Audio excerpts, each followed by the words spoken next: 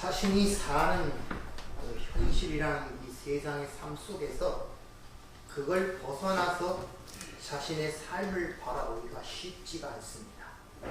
일상생활 속에서는 그게 힘들죠. 그래서 세상의 얘기를 들어보면 10년을 산 것보다 병원의 병석에서 일주일이 산 것을 더 많은 것을 알게 되고 깨닫게 됐다는 그런 말들이 많습니다. 여러분 어떻게 현실에 벗어나서 자신의 현실을 바라보고자 하는 그런 시도를 한번 해본 적이 있습니까? 나를 바라보고자 하는, 내 삶을 좀 보고자 하는, 남의 삶들은 잘 눈에 들어오지, 오죽하면 훈수는 백단이라는 마음이 있겠어요. 남이 장기 들고 바둑 두는 데는 수가 참 잘 보여요. 근데 실제 내가 그 바둑이나 장기를 때 내 수는 안 보인단 말이에요. 이게 인간들의 특성이에요. 그래서 하나님께서 이 역사라는 걸 통하여, 다른 사람들의 삶을 통하여, 여러 가지 모습을 통하여 우리를 가리키고 있는 것입니다.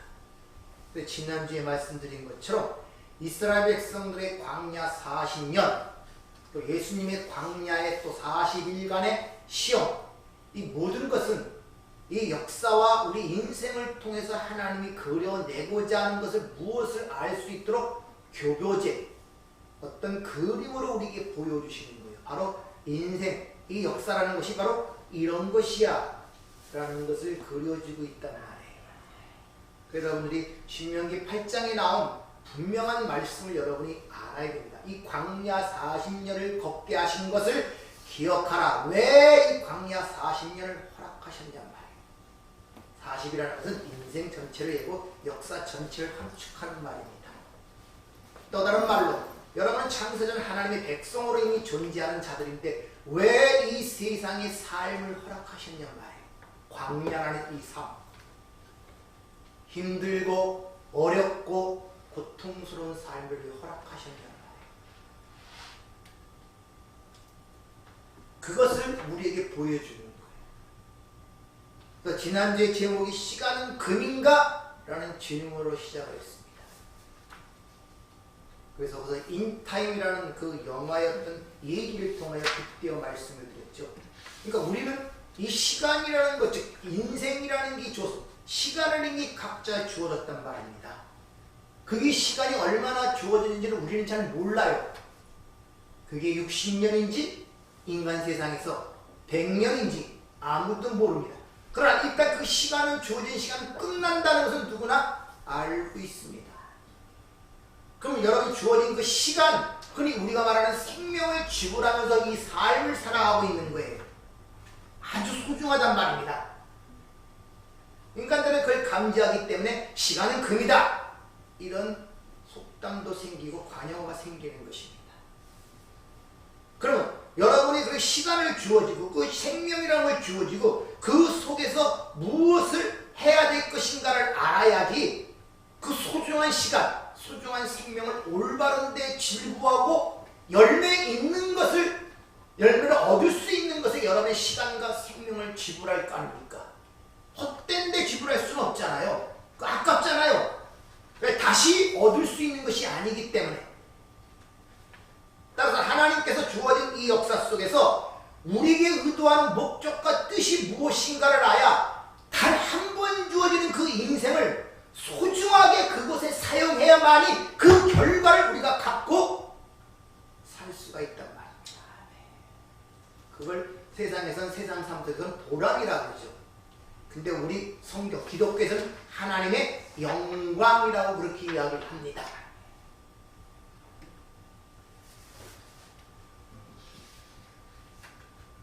신명기 8장에 이스라엘 백성들의 그런 광야 40년의 시험은 그들은 실패했음을 구약이 보여주고 있습니다. 그래서 성전의 문이 닫히는 것입니다. 말라기를 정점으로 하여.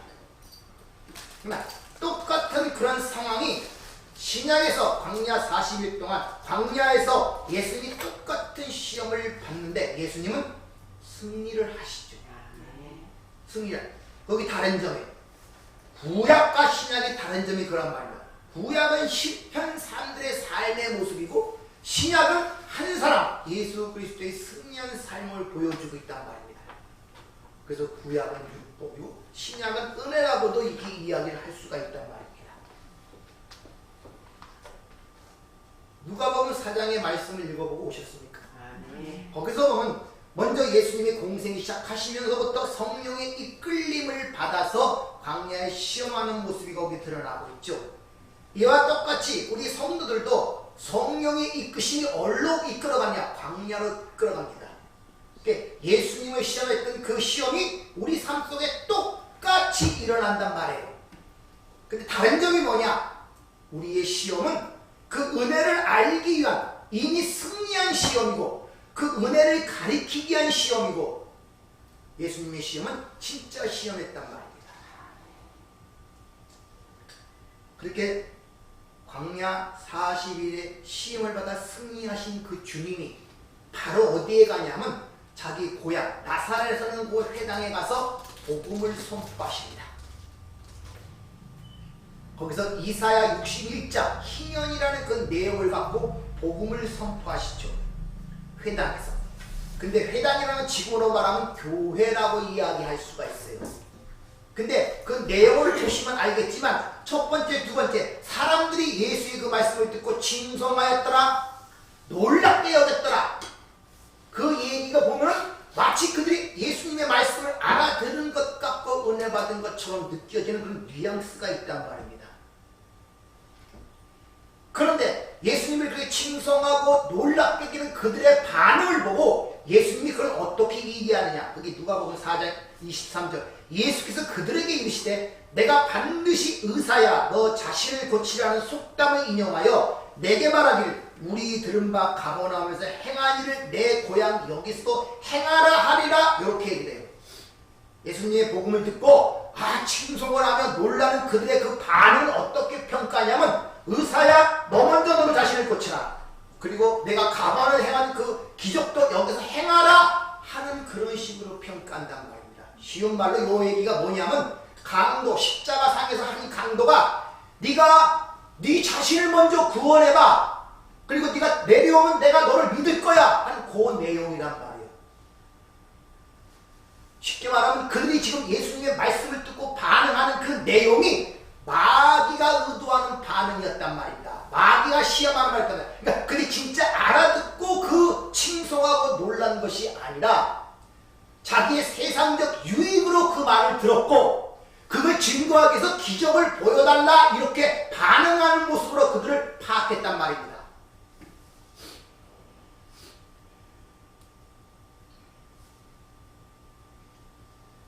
올바라 알아들었는지 못 알아들었는지 주님은 간파를 하셨단 말입니다. 그러니까 예수님을 시험했던 그 마귀가 예수님으로부터 나올 수 있는 그 의도를 지금 교회가 내놓고 있는 거예요. 예수님은 그걸 거부했죠. 다시 말하면 네 자신을 위해서 돌로 떡을 만들어봐라. 떠내려서 천사가 받들면 네 영광과 네 권위가 드러날 거니까 그렇게 해봐라. 네가 그렇게 십자가에 죽으면 하나님과 그 영광과 권세를 위해서 그렇게 하는 것이 아니냐 이런 식으로. 그러니까 예수님의 말씀을 지금 교회에서 회당에서 그런 식으로 알아듣고 있는 거예요. 그것을 23절에 주님이 그렇게 평가를 하고 있단 말입니다.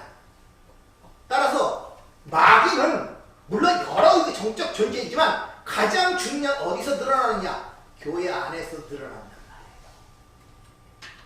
그래서 오후에도 얘기했지만 1년의 얘기가 쭉 이어지는 것이 바로 거기 있단 말입니다. 그들이 그렇게 반응하는 모습을 보자 그들의 실체를 드러나기 위해서 구약에 있던 엘리야의 이야기와 엘리사의 이야기를 인용하여 그들에게 얘기를 합니다. 누가복음 4장 25절, 27절 한번 들어보세요. 주님이 이렇게 말씀하시죠. 내가 참으로 너희에게 이르노니 엘리야 시대에 하늘이 3년 6개월간 닫히어 온 땅에 큰 흉년이 들었을 때 이스라엘에 많은 과부가 있었으되 엘리야가 그중 한 사람에게도 보내심을 받지 않고 오직 시돈 땅에 있는 사렙다의 한 과부에게 뿐이었으며 또 선지자 엘리사 때 이스라엘에 많은 나병 환자가 있었으되 그 중에 한 사람도 깨끗함을 얻지 못하고 오직 수리아 사람 나아만 뿐이었느니라. 엘리야는 말라기 4장에 의하면 아버지의 마음을 아들로 돌리게 하고 아들의 마음을 아버지에게 돌리게 하는 역할을 하는 사람을 엘리야라고 그렇게 이야기합니다. 그러니까 그 엘리야는 결국 예수님을 얘기하는 거예요. 근데 예수님은 자신의 길을 예비하는 세례 요한을 향하여 엘리야라고 그러죠. 이 내용을 볼 때 주님 다시 오시는 그날을 준비하는 우리 성도들도 하나의 엘리야란 말입니다. 그러나 진짜는 예수님이 엘리야였단 말입니다. 그 엘리야를 빗대서 그 엘리야 시대에 하늘이 3년 반 동안 닫혔다고 얘기를 하고 있어요. 주님이. 그 얘기가 열왕기상에 기록되어 있죠. 17장에. 3년 반 하늘이 닫혔다는 것은 기근이 임했다는 말입니다. 기근. 근데 3년 반, 잘 생각해보세요. 예수님이 공생의 사역이 3년 반이에요. 아시겠습니까? 그동안 하늘의 떡, 3년 반 동안 하늘의 떡, 하늘의 생명이 이 땅에 계였음에도 불구하고 그 누구도 그 생명의 떡을 알아보는 자가 없었습니다. 그 생명이 이 땅에 계셨음에도 불구하고 그를 알아보고 영접하는 자가 없었다는 것입니다. 그래서 이미 요한복음 시작할 때 세상이 그로 말미암아 지은 바 되었고 그가 세상에 계셨지만 세상이 그를 알아보지 못했다고, 심지어 자기 땅에 오는 자기 백성이 영접지 아니했다고 사도 요한이 그렇게 얘기를 하죠. 그것이 바로 아모스 8장에 얘기하는 말씀의 기근이란 말입니다. 기간. 아무도 알아보지 못한단 말입니다. 따라서 이 세상은 절대 하나님의 말씀을 알아보지 못한단 말이에요. 그 대표적인 예로 예수를 믿고 구원을 받으라고 율법을 줬더니 그 율법의 행위로 그 예수를 죽이는 결과를 낳게 된 것이 바로 유대주의, 율법주의 아닙니까? 못 알아먹는 거예요. 그런데 그런 일이 이미 창세 때부터 일어나는 일이기 때문에 요한복음 8장에 그 유대인들에게 너희는 너희 아비 마귀라고 하면서 처음부터 살인한 자라고 그들을 얘기하죠. 그러니까 그 사건은 이미 창세 때, 창세기 3장에 벌써 일어난 사건이란 말이에요. 말씀을 알아먹지 못하고 오히려 그 말씀으로 하나님을 죽이는 살해 사건이 거기서부터 일어난 거예요. 그게 이 역사 속에서 십자가의 현장 속에서 일어났단 말입니다. 그런데 그런 하나님의 살해 사건이 밖에서 일어나는 것이 아니라 교회, 즉 회당이라는 안에서 그 일이 일어나는 거예요. 그래서 예수를 죽인 자들이 유대인이란 말입니다. 이방인이 아니라. 특히 하나님을 잘 믿고 율법을 지킨다는 바리새인과 서기관들이었단 말입니다. 하나님께 희생사 율법적으로 열심히 드는 대제사장들이 예수를 죽였단 말입니다. 교회 안에서, 회당 안에서 일어난다는 걸 보여주고 있는 거예요. 인간의 진정한 문제는 교회 밖에 있는 것이 아니라 교회 안에 있어요. 성도의 진짜 문제는 내 밖에 환경의 문제가 아니라 내 안에 있다는 걸 아셔야 됩니다. 그걸. 오죽하면 세상 속담도 등잔 밑이 어둡다 그러잖아요. 오죽하면 열길 물속을 알아도 한국에 사람 속은 모른다 그러잖아요. 가장 어두운 게 물이 아니란 말입니다. 그 안에 말씀의 빛이 들어가지 않는 그 어둠을 누가 걷어내겠냔 말이에요. 엘리야 얘기가 17장에 기록되어 있는데 읽고 오신 분들은 알겠지만 이렇게 이스라엘에게 3년 반 동안 기근을 주시고 하나님의 사람인 엘리야에게 시돈에 속한 사르밧에 있는 과부에게 가라고 하나님이 말씀하시죠. 거기서 시돈이라는 이 단어 히브리어가 낚시질하다 이런 뜻이고 사르밧이라는 그 단어가 정련하다, 재련하다 뜻이에요. 그러니까 그 말 사르밧, 시돈의 사르밧에 가라 하는 그 말은 사람을 낚아서 그를 훈련시켜라, 정련시켜라, 재련시켜라 이 말이에요. 복음을 전하러 가라 이런 말이에요. 그래서 하나님의 백성으로 만들어내라 이런 의미가 그 안에 되어 있었단 말입니다. 근데 그 기간, 3년 반 기간 동안에 그게 성도에게 일어나는 거예요. 그 3년 반 동안. 그래서 요한계시록 12장에 보면 아일란 여인이 하나님이 예비한 광야에서 1260일 동안 양육을 받는다 그러죠. 그 1260일이 3년 반이에요. 다니엘서에 보면은, 다니엘서 9장에 보면 하나님께서 이 역사의 종말을 70일 이내로 정했는데 69 일회가 지나고 한 일회가 나는 거예요. 그 한 일회 중에서 반 일회가 지나고 이제 반 일회가 나와요. 한때, 두때, 반때, 3일반. 그것이 하나님이 주시는 기근이란 말입니다.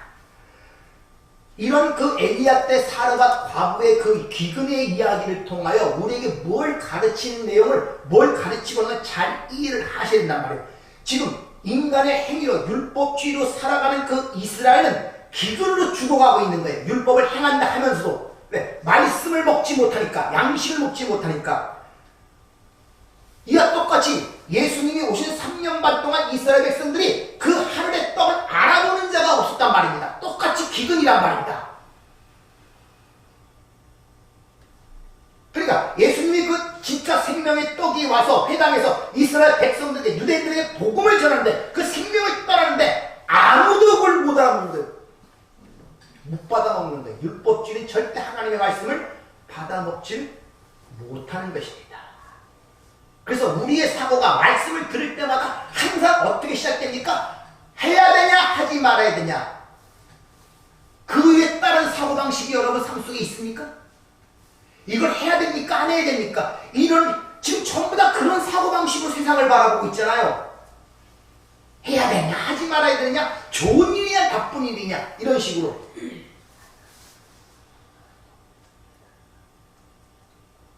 쉬운 말로 여러분의 지금 삶 속에 이 역사와 인생이 하나님의 뜻을 그려내는 도화지라면 여러분의 삶이 하나님이 그려내는 그것을 보냔 말이에요. 우리는 그렇게 보지 않고 내가 해야 되느냐 하지 말아야 되느냐, 옳은 것이냐 그른 것이냐를 판단하고 모든 문제를 바라보고 있잖아요. 좋은 것이냐 나쁜 것이냐, 유익한 것이냐 극한 것이냐, 다 그런 식으로 보고 있잖아요. 그렇지 않습니까? 거기서 그려내고자 하는 하나님의 은혜, 그 섭리를 보고자 하는 그런 사고가 발달이 되냔 말이에요. 아니잖아요. 그런 자들은 하나님의 말씀이 율법으로 들어와 버려요. 왜곡되도록. 그 왜곡에 의하여 예수가 죽는 것입니다. 그래서 하나님을 잘 섬기는 이스라엘 백성, 유대인들, 바리새인들이 예수를 십자가에 못 박은 것입니다.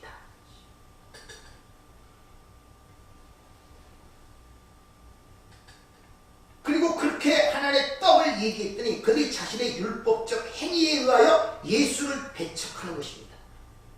즉 그들에게는 하나님의 말씀에 들어갈 틈이 없어요. 얼마 이걸 굳은 마음이라고 해요. 물이 스며들질 않아요. 그래서 에스겔서 36장 새 언약에 굳은 마음을 제하고 새 마음을 준다고 그러죠. 아멘. 부드러운 마음을 준다고 그러죠. 아멘. 이같이 화려한 제사 의식으로 화려한 성전에 있던 이스라엘과 대조적으로 그 성전 밖 폐허가 된 한 저 먼 과부의 집을 얘기하는 거예요. 글로 가라는 것입니다. 진짜 거기는 먹을 것이 없어 피폐한 것이에요. 근데 이스라엘 백성들은 기근이 있음에도 불구하고 많은 과부가 있었다. 과부라는 것은 절대적 결핍을 얘기하는 것입니다. 왜? 남편이 없는, 지금으로는 이해가 되지 않지만 그 당시에 남편이 없는 과부는 살아갈 능력이 없어요. 인정을 받지 못하면 사회에서, 사람으로. 그래서 자기 부인의 상태를 과부라고 하는 거예요. 포도나무와 가지의 비유를 하시죠. 너희가 나를 떠나서는 아무것도 할 수 없는, 신랑이 없는 상태에서 아무것도 할 수 없는 상태. 이걸 과부가 상징하고 있단 말입니다.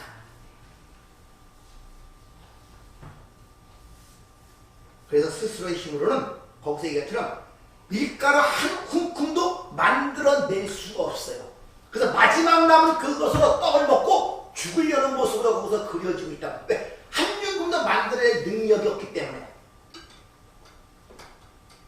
그래서 왕상 17장 11절 11절을 보면 엘리야가 근데 그 마지막 있는 그 떡 한 조각조차도 내게로 가져오라 그래요. 마지막 있는 것까지도 다 빼앗깁니다. 살았다 과거에게. 진짜 기근, 진짜 죽음으로 몰아넣는 상황이란 말입니다. 그런데 반전이 일어나죠. 그 집에만 양식이 그치지 않고 넘치는 사건으로 뒤에 기록이 되죠. 아멘. 이것이 바로 아모스 8장에서 말세 하나님이 당신의 백성들에게 주는 말씀의 기근이란 말입니다. 진정한 기근의 의도란 말입니다. 즉 이스라엘은 말씀을 온전히 이해하지 못하여 오직 은혜로 인하여 믿음으로 말미암아 의롭다는 그 진리를 이해하지 못하고 지난주에 말씀드린 것처럼 이 세상의 시간과 생명을 쌓아서 자기의 수고와 공로로 업적으로 하였던 구원에 이루고자 하는 그 행위, 그것을 주님 말씀하는 너희 중에도 많은 과부가 있다. 무슨 말입니까? 아무것도 하고 기근 상태인데 자신들은 그걸 모르는 거예요. 그래서 너희들이 그걸 받아들이지 아니하니 이제 진짜 기근을 느끼고 아는 자들에게 가서 그들을 살리겠다는 그 내용을 바로 이야기를 하고 있다. 그게 바로 엘리야의 샀다 과부의 이야기란 말입니다. 그러니까 보지 못하는 자가 본다고 생각하는 거예요. 이스라엘 백성들은 지금 기근이 임했음에도 불구하고 기근이 뭔지 모르는 거예요. 그래서 마태복음 21장 31절에 보면 창기와 세리가 너희보다 먼저 천국에 들어간다 이런 말이에요. 그런 말씀하시죠? 이게 무슨 뜻입니까? 창기에 노릇하고 세리로 하늘에 들어간다 이런 말입니까? 근데 율법주의자들은 다 그걸 그렇게 알아들어요. 근데 무슨 그러냐고. 그럼 뭐 사기쳐도 그럼 뭐 살인해도 그럼 천국에 들어갑니까? 뭐 이런 식으로 얘기를 해요. 왜? 행위에서 벗어나지 못해. 이게 뭘 의도하는지 말씀을 알아듣지 못한다니까요. 그래서 얘기하기가 겁나요. 은혜를 얘기하면 율법하다. 그럼 이것도 안 해도 되겠네요. 모든 사고가 그렇게 된다니까요. 아니 인간이면 인간답게 살아야지 무슨 안 해도 되고 무슨 그런 말 합니까?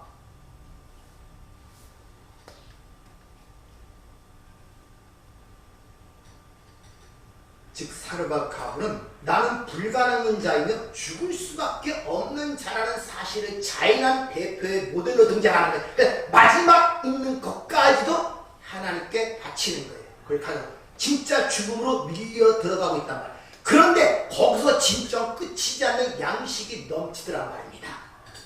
그래서 주님이 큰 흉년이 들었다 그러죠. 누가복음에 보면 그 큰이란 메가스 위대한 흉년, 또 큰 흉년, 또 위대한 굶주림 이런 뜻이에요. 그러니까 그 굶주림은 구원을 위한 굶주림이었단 말입니다. 구원을 위한 굶주림.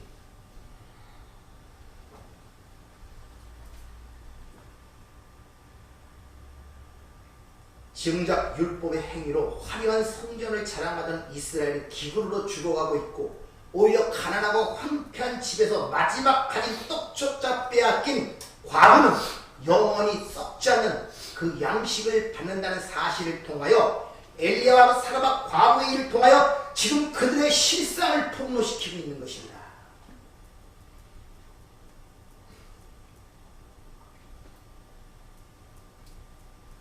예전에 이런 것이 무언가를 잘 아는 사도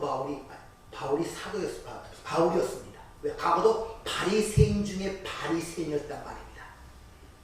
자신이 그런 일을 했던 사람이에요. 그래서 율법적 지킴과 제사의식에 얼마나 열정과 격정을 갖고 있었는지 공문까지 받아서 그들을 잡아들이려고 했죠. 그리고 로마서 10장 이런 말 하죠. 하나님은 올바른 지식이 없기 때문에 하나님의 의를 모르고 열심히 그 의를 행하는데 자기 의를 세우는 것이고 오히려 열심히 행하면 할수록 하나님께 불순종하는 모습이다 이렇게 얘기를 하죠. 모르고 섬기면은 아무 소용이 없어요. 아무 소용이 없어요. 모르고 섬기면. 그 자기 섬김이에요. 이스라엘 백성들처럼. 율법주의는 절대 예수를 받아들일 수가 없습니다. 예수를 믿는다, 뭐 은혜를 안다 하지만요, 얘기를 들어보면 알아요. 그 사고 90도가. 내가 이런 삶 속에 하나님의 은혜를 발견했어. 아, 이게 하나님의 성이었어. 이런 것이었구나. 를 얘기한 사람은 거의 없어요. 내가 낮아지고 착해지고 선해지고 사람은 이렇게 살아야 돼, 저렇게 살아야 돼. 이게 그리스도의 모습이야. 다 이렇게들 얘기를 해요. 은혜를 얘기하는 적이 없다니까요. 내가 어떻게 해서 낮은 자가 되고 겸손한 자가 돼서 하나님께 영광을 올릴까 생각을 하고 말이에요, 여러분들. 그래서 그런 글들은 잘 들어오죠. 세상에 그런 글들은 잘 들어와요. 사람이 겸손해야지, 남에게 겸손하고 남도 돕고 낮아지고 그래야 되지. 그래, 맞아. 그리스도는 이렇게 살아야 돼. 여기에 초점이 있지. 하나님이 나 어떤 자에게 어떤 은혜를 베푸셨는가는 관심이 없어요. 그리고 그게 아니야. 먼저 그 은혜를 깨닫고 살아야지. 그러면 뭐니까? 아, 그럼 이런 것도 하지 말라 소리요? 이렇게 나와요. 왜? 율법은 확 그 사고방식을 차있기 때문에. 그리고 화를 냅니다. 막. 아, 언제 그렇게 살지 말라 그랬습니까? 그건 믿음이 얘기하는, 성경이 얘기하는 것이 아니라 그 세상적인 삶이란 말이야. 그렇게 살아야 되죠, 당연히. 인간인데 그럼 짐승처럼 살합니까? 그 당연한 그 일반 윤리도덕 같고 그게 하나님의 은혜이고 그게 성경의 말씀처럼 생각하고 있다니까요. 어느 종교가 사람 뭐 그런 윤리도덕 하지 말라는 종교가 있습니까? 근데 그러니까 하나님의 은혜를 모르니까 감사가 없어요. 감동이 없고 자유가 없습니다. 내가 어떻게 살아야지 여기만 관점을 갖다 보니까 계속 짐이에요. 기도도 해야 되고 성경도 봐야 되고 전도도 해야 되고 남도 사랑해야 되고 이것 봐야 되고 저것 해야 되고 아휴 숨이 꽉꽉 막히는 거예요. 안 하면 죄의식이 생기고 자기 자신도 모멸감을 느끼는 거예요. 왜 이렇게 살지 못하지? 왜 저렇게 살지 못하지? 아니 누가 저렇게 살고 저렇게 살고 성인이라는 말이 어디 있습니까 성경에? 어디 있냔 말이에요. 어디 다 여러분 심주 속에 반문이 일어날 거예요. 그러면 악하게 살아도 되겠다. 아무 일도 해도 되겠다. 아니 그럼 아까 이런 생각이 단바닥에 깔려있다니까. 이런 은혜를 얘기해버리면 그리고 이상하게 생각하고 제발 은혜를 하세요. 은혜를. 네. 하나님의 은혜를 먼저 한단 말입니다. 내가 어떤 은혜를 받았는지. 네.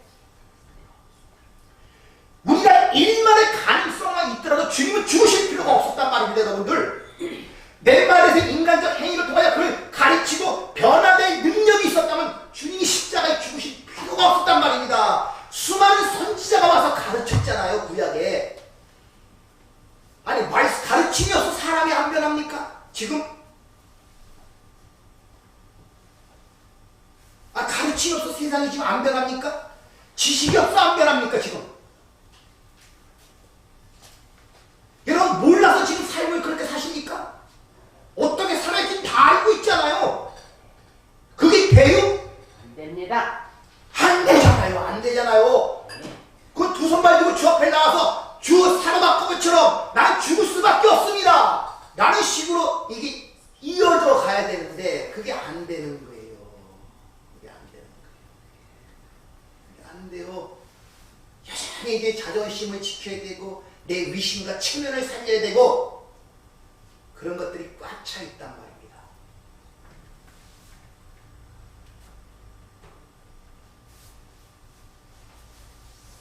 혹시 오해할까 봐 말씀드리는데 그럼 살다 과거처럼 다 가난한 사람이 돼야 되느냐? 또 이렇게 생각할까 봐 말씀드려요. 여러분들의 자인식이 어떠하냔 말이에요. 어떠하냔 말이에요. 진짜 하나님 없이는 살 수 없다는 그런 심정으로 살고 있느냐? 아니면은 이스라엘처럼 제사의식 율법적 행위를 통하여 나는 괜찮다는 식으로 살아가고 있느냐? 이런 말이에요. 그런 내 자인식이 어떠냐고 지금 묻고 있는 것입니다. 네. 자인식이. 못 알아들을까봐 바로 이어서 엘리사의 이야기가 연결되죠.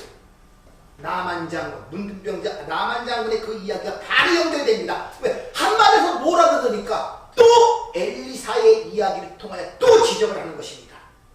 근데 열왕기상 5장에 기록되어 있죠. 주님께서 거기 보면 이스라엘의 과부가 많다, 이스라엘의 문둥병자가 많다는 그 말은 이스라엘의 상태가 그런 상태란 말이에요. 기근 굶어 죽어가는 상태고 문둥병자의 상태인데 그들은 그걸 모른단 말입니다. 그걸 자신들이. 왜? 율법적 제사의식이 열심히 행함으로 말미암아 나는 전혀 굶주리도 기근도 없고 치유받아야 할 부정한 자가 아니라고 생각들을 하고 있단 말입니다. 이스라엘 자체가 그걸 깨닫지 못하고 그리고 하나님의 성전이라는 것을 율법적 제사의식을 통해 열심히 행하면서 그걸 자랑스럽게 생각하고 저들 이방인과 우리는 다르다는 구별을 통하여 자신을 자랑스럽게 생각하고 그를 정죄하고 있단 말입니다.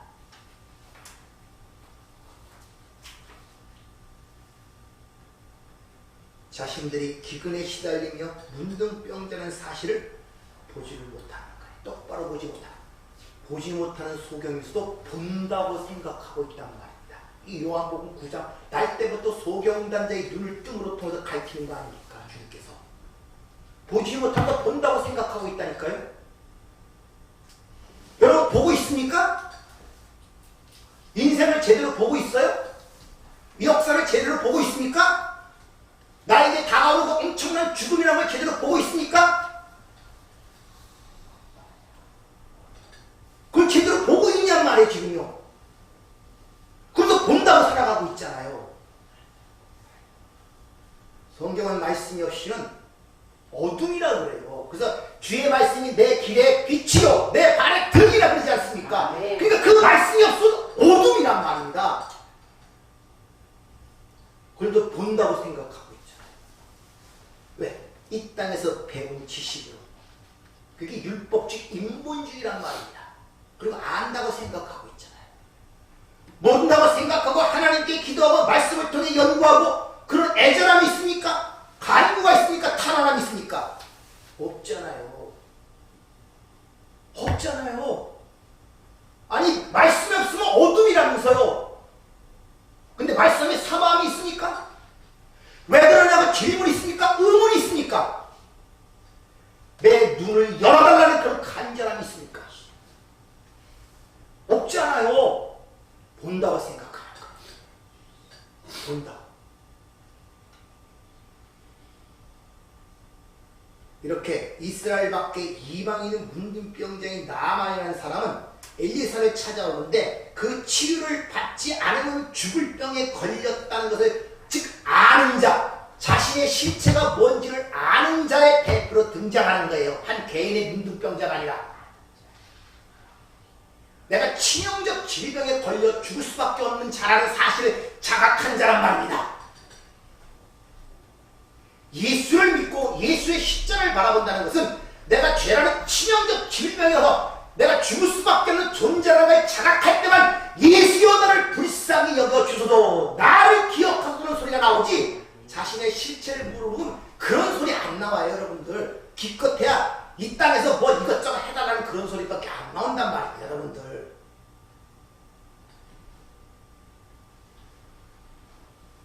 이 나만은 알다시피 읽어보시면 알겠지만 아람왕의 총애를 받는 위대한 장군이었습니다. 명예도 있었고 위엄도 있었고 권력도 아무런 거침이 없던 자예요. 그런데 문둥병이 걸리자 명예도 필요 없고 왕의 총애도 필요 없고 수많은 자기한테 수하의 군사도 필요 없고 아무것도 아무 소용이 없네. 아무 소용이 없네. 그러자 아람왕이 총애를 하니까 이스라엘 왕에게 편지를 써서 이 나만을 고쳐달라고 보냅니다. 그런데 이스라엘이 그 편지를 보자마자 두려워하며 옷을 찢는 난리를 칩니다. 왜 그런지 아십니까? 지금 이스라엘과 이방인이 대조되고 있죠. 이스라엘은 하나님을 섬기고 성경 율법과 제사를 드리는 자들이에요. 그것이 문둥병 앞에서 아무런 소용이 없다는 걸 보여주는 거예요. 근데 율법적 제사의식과 성전의 모든 의식은 아무런 소용이 없다는 거예요. 문둥병이라는 부정을 치료할 수가 없다는 것을 보여주고 있는 거예요. 그래서 옷을 찢고 두려워하는 것입니다. 이스라엘 그 안에서. 근데 거기서도 엘리야 얘기처럼 그 성전, 화려한 제사의식으로 화려한 성전 밖에 한적한 곳에 있던 엘리사에게 나아만이 가죠. 항상 하나님을 잘 섬기다는 곳이 아니라 떨어진 곳에, 한적한 곳에, 아무도 알아주지 않는 곳에서 그런 문제가 해결이 되는 것입니다.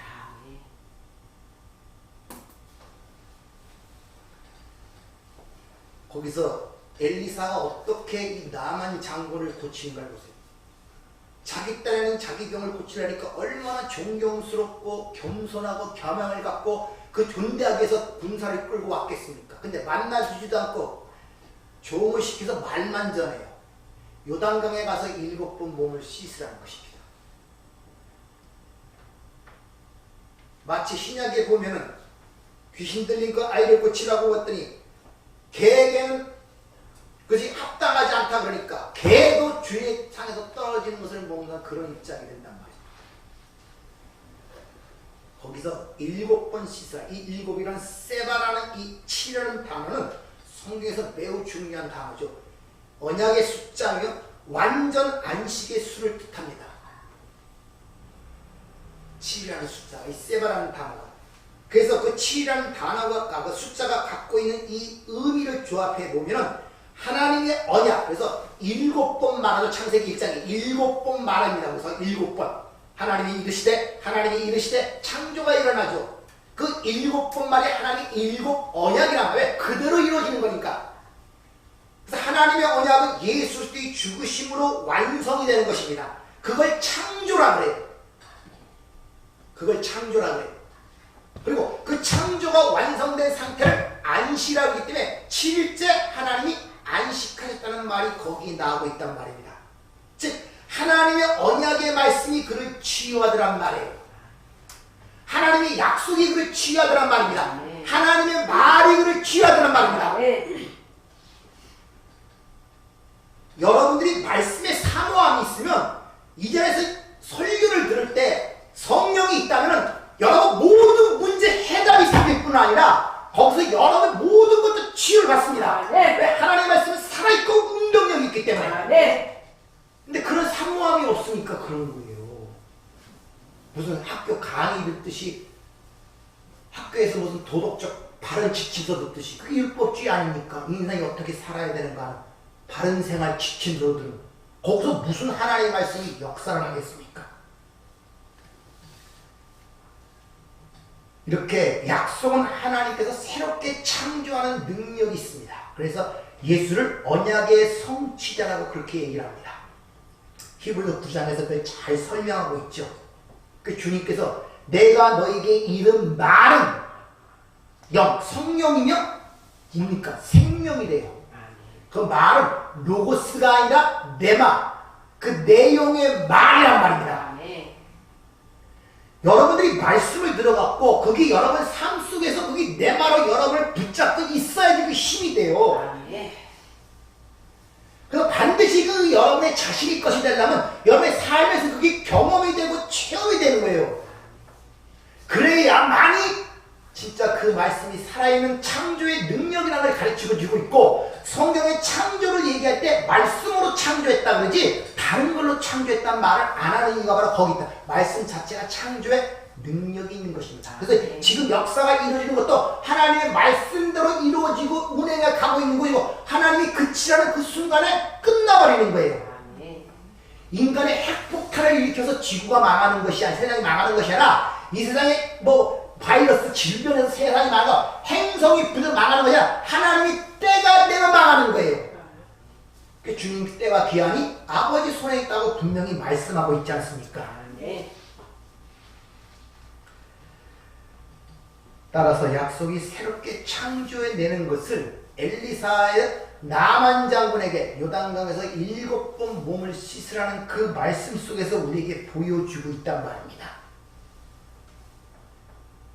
근데 그 말이 이스라엘 백성들에게 그렇게 말로 레마로 들리지 않고 뭡니까? 율법으로 들리는 거. 인간의 행위. 그러니까 오히려 그것이 그들을 죽이는 결과를 낳게 되는 거예요. 왜? 예수님을 살해하잖아요. 왜 사람들이 그럴 수밖에 없는가? 그 율법적 행위는 자기 의로움을 가져오고 자랑을 가져옵니다. 사람들로부터 박수와 칭찬을 받게 됩니다. 영광을 받게 돼요. 쉽게 말하면 하나님께 돌아가야 할 영광을 자기가 받는 거예요. 대표적인 왕이 있죠. 누굽니까? 사울왕도 그렇고 느부갓네살이 바벨론을 통일시키며 120도의 치안으로 그러고 와, 내 그것을 봐라 그러는 순간에 하늘로부터 소리가 나죠. 그리고 3년 반 동안 7년 동안 풀을 먹는 짐승으로 변해버리죠. 왜? 하나님의 영광을 지가 차지한 거예요. 그러면서 그걸 통하여 누구에게 뭘 나라를 주고 그런 것은 네 힘에 있는 것이 아니라 하늘의 지극히 높으신 자가 주는 것을 알게 하기 위해서 네가 7년 동안 소처럼 풀을 먹으리라. 그 즉시 정신 이상자가 돼서 풀만 먹는 생활을 하게 되잖아요. 여러분은 지금 하나님의 약속을 알고 계십니까? 하나님이 뭘 약속하신지를 알고 계십니까?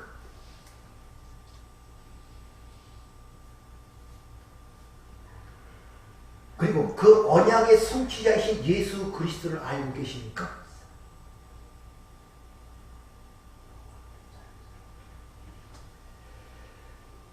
바로 그분이 언약의 성취자인 그분이 우리를 구원하시고 그분이 우리를 치유하신다는 그 말이 성경에 많은데, 내가 바로 길이요 진리요 생명이라고 말하는데, 내가 부활이요 생명이라고 말을 하는데, 내가 생명의 떡이라고 얘기를 하는데, 내가 세상의 빛이라고 얘기하는데, 나 아니고는 아버지께로 올 자가 없다고 이야기를 하는데, 그걸 보십니까?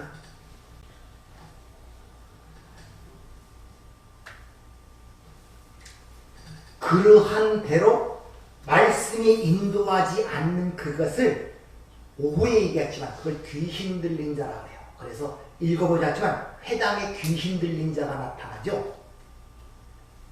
미리 얘기하면 그 당시에 지금으로 면 교회인데 그 얘기하는데 귀신 들린 자가 들어올 수가 없어요. 마을 밖에 쫓겨나서 살던 자입니다. 근데 갑자기 그 회당에 귀신 들린, 그러니까 여러분이 생각하는 정신 이상병자가 이상한 짓 하는 거 하나님께 치유받는 사건이 아니란 말입니다, 여러분들.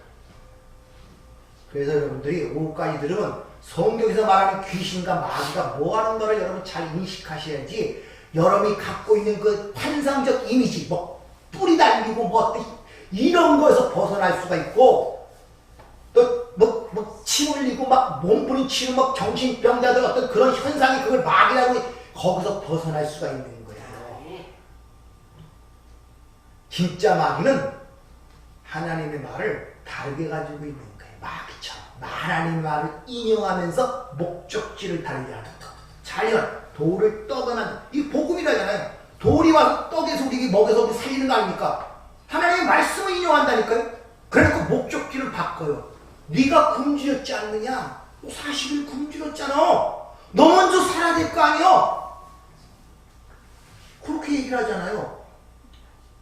떨어져 내려봐. 천상은 널 받들면 사람들이 널 추종하지 않는 네 하는 사역이 굉장히 잘 될 거야. 수많은 사람들이 널 따를 거예요. 십자가에 죽어. 그러면 너 영광이 드러나. 이게 세상 권세잖아. 그 사람들이 몸에 화실을 뿌리고 있잖아요. 그럼 영웅 세상에 영웅 만들어 놓잖아요. 막 산업의 모습 발전을 위해서 자기 뭘 분신하는 무슨 열사. 그걸 얘기하는 거예요. 네가 그때 죽으면 세상 권세를 주는 거 아니야. 사탄아 물러가라 그러죠. 12제자 중에 하나님 가른 유다에게 예수님이 팔기 전서부터 마귀의 자식이라고 그러고, 그 했던 베드로에게도 네가 하나님을 생각하고 하나님의 일이 아니라 사람의 생각, 너는 나를 넘어지게 하는 사탄이라고 지칭했다는 걸 잘 기억하세요. 오후에 좀 더 이 문제에 대해서 은혜를 나누도록 하겠습니다. 은혜롭고 자비로우신 아버지 하나님, 분별치 못하면 넘어갈 수밖에 없고 깨닫지 못하면 우리는 여전히 마귀의 종노릇을 할 수밖에 없습니다. 그러면서 여전히 예수를 넘어지게 하고 예수를 여전히 십자가에 못 박으면서 그것이 마치 신앙인 양 살아갈 이런 어리석음을 범할 수밖에 없습니다. 그러기에 우리 영과 혼과 관절을 찔러 쪼개는 이게 진리의 말씀을 통하여 그런 부분들을 가르치고 드러냄으로 말미암아 우리가 주 앞에 좀 더 겸손하고 낮아져서 오직 예수만 의지할 수 있는 그 길로 인도하심을 진심으로 감사를 드립니다. 하나님, 성령께서 역사하여 들리고 깨우쳐 우리의 살과 피가 됨으로 말미암아 우리가 일어날 수가 있사오니 성령께서 항상 우리 마음과 생각을 주장하여 하나님의 뜻 가운데로 인도하여 주시옵소서. 예수님 이름으로 기도하옵나이다. 아멘.